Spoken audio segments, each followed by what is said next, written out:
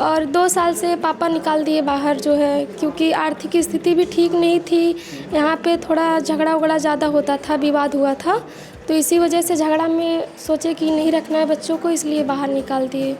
जौनपुर में रखते थे। ये जौनपुर की एक ही परिवार की वो 3 बेटियां हैं जिन्होंने अपने पिता के सपने को पूरा कर लिया। जी हाँ, होली से ठीक पहले आई यूपी पुलिस सिपाही भर्ती की फाइनल मेरिट में जौनपुर के सिकरारा थाना क्षेत्र के महमदपुर अजौसी गांव में 3 सगी बहनों ने एक साथ यूपी पुलिस की इस भर्ती को क्रैक कर लिया। अब सगी बहनों का एक साथ भर्ती में आना सभी को हैरान करता है, लेकिन यकीन मानिए तीनों बहनों के संघर्ष की दास्तां बहुत अनूठी है।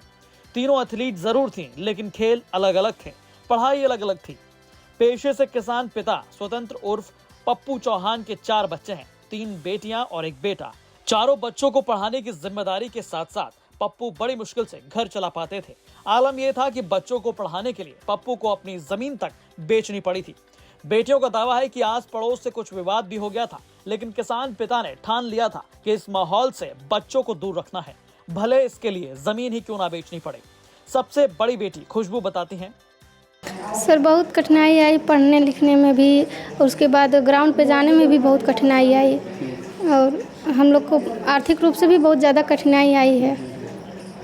एक समय था कि पिताजी ने ज़मीन बेचकर आपको? हाँ सर, ज़मीन बेचकर ही पढ़ाई लिखाए हैं पापा, लेकिन पापा कभी हार नहीं माने, हम लोग को कभी जैसे एहसास नहीं होने दिए कि जैसे मतलब पढ़ो मत तब शादी विवाह कर दें आगे जाओ, ऐसा कुछ नहीं। पापा हम लोग को पढ़ाते रहे हमेशा। तीनों बेटियों ने अपना संघर्ष अलग अलग किया। बचपन से परिवार का माहौल देखा, उन्होंने ये भी ठान लिया कि अब पापा का सपना पूरा करना है। दूसरे नंबर पर आने वाली बेटी कविता बताती है, एक साथ सेलेक्ट हुए हैं, सब लोग अलग अलग पढ़ाई करते थे। अच्छा, हाँ। तो कैसे तैयारी आप करते थे? क्या टाइमिंग रहती थी? कितना समय आप देते थे? 5-6 साल से स्पोर्ट में थे और 2 साल से पापा निकाल दिए बाहर जो है, क्योंकि आर्थिक स्थिति भी ठीक नहीं थी। यहाँ पे थोड़ा झगड़ा-वगड़ा ज़्यादा होता था, विवाद हुआ था, तो इसी वजह से झगड़ा में सोचे कि नहीं रखना है बच्चों को, इसलिए बाहर निकाल दिए। जौनपुर में रखते थे।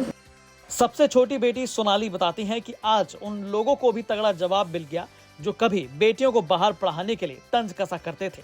आज उनके दिल को भी ठंडक पहुंच गई होगी। मानते थे एक दिन करके दिखाएंगे, बोलने दो जो बोल रहे हैं। वो लोग बोलते थे, उनको जवाब मिल गया लगता है? मिल गया होगा।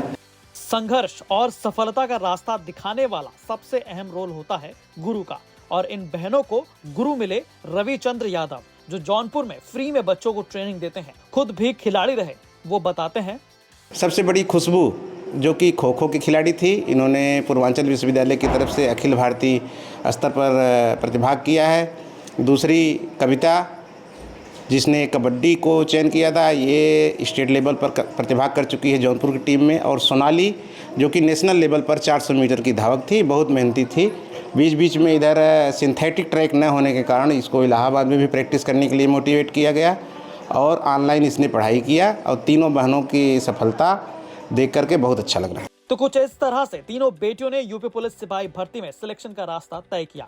अब गांव-गांव में इनकी मिसालें दी जा रही हैं। कहा जा रहा है कि लड़कियों अगर मेहनत और जज्बा रखना है, चाहे किसी भी फील्ड का क्यों ना हो, फिर चाहे कैसी ही परिस्थितियां क्यों ना हो, खुद पर यकीन रखो, बस ईमानदारी से मेहनत करो, एक दिन सफलता जरूर तुम्हारे कदम चूमेगी। बहरहाल आपको बता दें कि यूपी पुलिस सिपाही भर्ती के लिए 60,244 पदों पर फाइनल मेरिट लिस्ट 13 मार्च 2025 को होली से ठीक एक दिन पहले जारी किया गया।